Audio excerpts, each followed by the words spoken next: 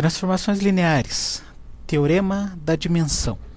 O núcleo e a imagem de uma transformação linear são subespaços vetoriais. As dimensões desses dois espaços estão intimamente ligadas entre si e a dimensão do domínio. Vamos analisar esse seguinte teorema. Então, dada a transformação linear f do espaço vetorial V ao espaço vetorial W, temos que o núcleo de f e a imagem de f são subespaços vetoriais de V e W, respectivamente. Não vamos provar o teorema, vamos ver como isso ocorre num exemplo.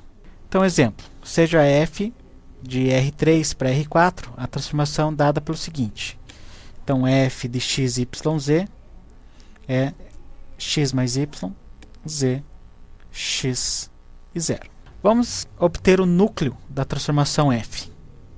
Então, o núcleo é o conjunto dos x, y, z, tais que, ao se aplicar f, eu tenha 0, 0, 0, 0, que é o elemento nulo do R4. Então, eu tenho que fazer a correspondência. Então, eu tenho que ter x mais y igual a 0, z igual a 0, z igual a 0 e 0 igual a 0. Isso vai resultar nesse sistema linear. Eu tenho que ter x mais y igual a 0 e z igual a 0. Portanto, isso resulta em que y é igual a menos x e z igual a 0.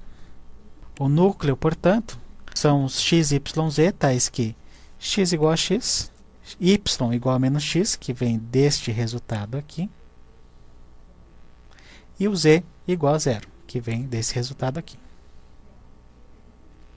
É fácil de ver que esse núcleo, esse conjunto de vetores, é um subespaço vetorial. Eu tenho que provar que os elementos deste núcleo satisfazem as propriedades de espaço vetorial, que são as propriedades de fechamento. Então, eu analiso a primeira propriedade de fechamento, né? Se eu tenho dois elementos do núcleo, eu consigo provar que a soma desses dois elementos vai estar no núcleo, porque ele vai ser da forma x menos x e 0. Da mesma maneira, se eu tenho um elemento do núcleo e um escalar, a multiplicação desse elemento pelo escalar também está no núcleo. Eu vou ter um elemento do tipo x menos x e 0. Portanto, o núcleo de f é um subespaço vetorial de R3. Vamos agora analisar a imagem dessa transformação linear. Então, eu tenho que analisar conjuntos dos A, B, C e D, tais que existem algum conjunto x, y, z, tal que se aplicar f, eu tenha A, B, C e D. Então, analisando novamente a expressão, analiso componente a componente. Então, analisando a primeira componente, eu tenho aqui x mais y igual a A. Então, devem existir x e y, tal que x mais y igual a A. De fato, se eu fizer x igual a A e y igual a 0, então eu tenho x mais y igual a A. Portanto, eu não tenho nenhuma restrição em A. A pode ser qualquer número real. Vamos analisar agora a segunda componente. Eu tenho que ter z igual a b. Como z pode ser qualquer número real, o b também pode ser qualquer número real. Não tenho nenhuma restrição sobre b. O b pode ser qualquer real. Agora vamos analisar a terceira componente, z igual a c. Eu tenho z igual a c, mas eu também tinha z igual a b. Isso resulta em que b tem que ser igual a c. E finalmente a quarta componente, eu tenho 0 igual a d. Então d precisa ser necessariamente igual a 0. A imagem de f, portanto, vai ser a qualquer real, b qualquer real, a terceira componente repete-se b e a quarta componente 0. A e b pertencentes a R.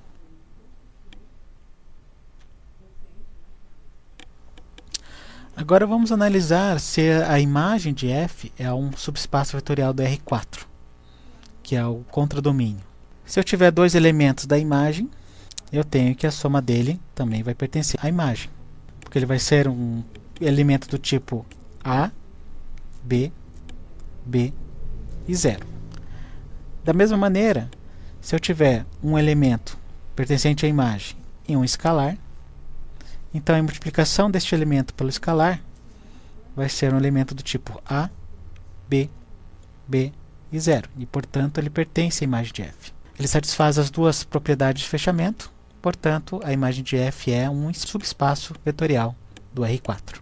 O núcleo e a imagem de F são subespaços vetoriais do domínio e do contradomínio. Se o domínio tiver dimensão finita, então eu tenho o teorema que liga a dimensão da imagem e do núcleo com a dimensão desse domínio. O teorema é o seguinte: seja uma transformação linear f de V até W. Se V tem dimensão finita, então a soma da dimensão do núcleo de f com a dimensão da imagem de f é igual à dimensão de V, ou seja, a dimensão do núcleo mais a dimensão da imagem é igual à dimensão do domínio. Vamos ver como isso funciona. Vamos trabalhar com aquele nosso exemplo anterior. Então, f de R3 a R4, a transformação dada pelo seguinte: f de x, y, z igual a x mais y, z, x e 0. Temos o núcleo e temos a imagem através dos exemplos anteriores.